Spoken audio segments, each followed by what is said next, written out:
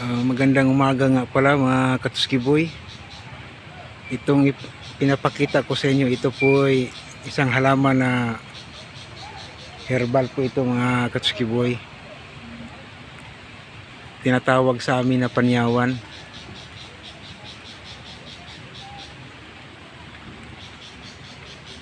Yan. Yan mga Katsuki Boy.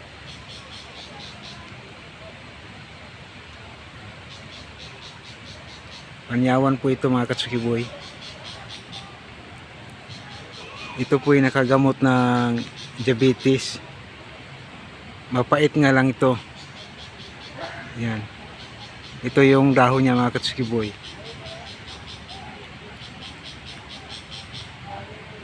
Pati yung sakit ng ngipin, nagagamot din ng katas ng panyawan mga Katsuki Boy.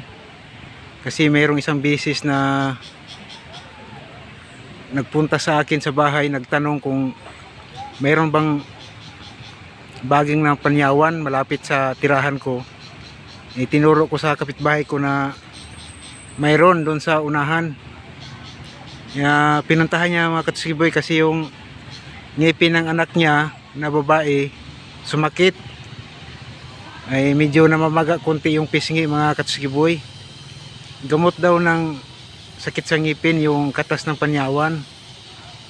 Kaya nagkaroon ako ng idea na sumama ako sa kapitbahay ko na para manood Katsuki Boy kung paano ang gagawin. Dalawang klase yung paraan nito mga Katsuki Boy paggamot sa sakit ng ngipin. Kung kaya mong matiis yung pait niya, pwede sa ilagay doon sa ngipin na nasisira yung katas. Kaya lang sa sobrang pait, kung hindi mo kakayanin, may isang paraan. Pag sa kaliwang side ngipin sumasakit, ipatak lang sa mga Katsuki Boy sa mata yung katas ng panyawan, isang patak lang. Yan. Tapos hindi mo na masyadong mapil yung pait. Dumadaloy man sa lalamunan, kaya lang hindi na masyadong mapait mga Katsuki Boy. Mabilis na mawala yung sakit ng ngipin mga Katsuki Boy. Matagal ko na itong ginagawa mga Katsuki Boy. Mula ngayon siguro mga 5 taon na. Kaya simula nang nalalaman ko itong sekreto ng panyawan na nakagagamot pala ito ng sakit ng ngipin mga Katsuki Boy. Ito yung dahon niya oh. Hindi na po nabubunot yung ngipin ko at hindi na rin sumasakit mga Katsuki Boy. Kasi napakahalaga yung tunay ng ngipin sa ating sarili. Mahirap kasi pag nabunot yung original nating ngipin. Mahalaga siya na mahalaga yung tunay ng ngipin natin sa ating sarili kaysa palitan natin ng artificial ng ngipin. Yan.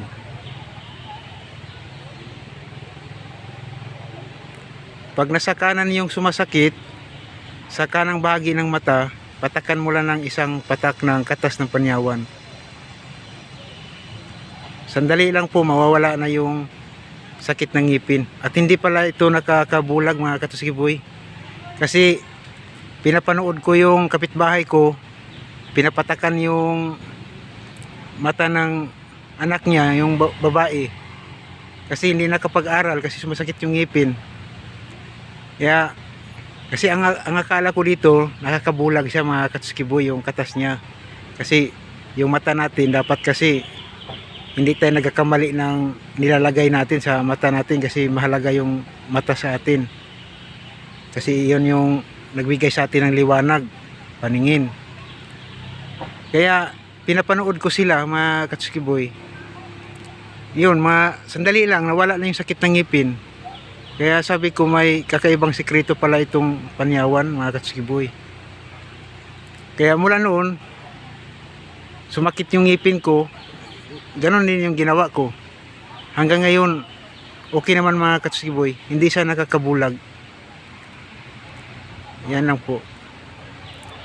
yung gustong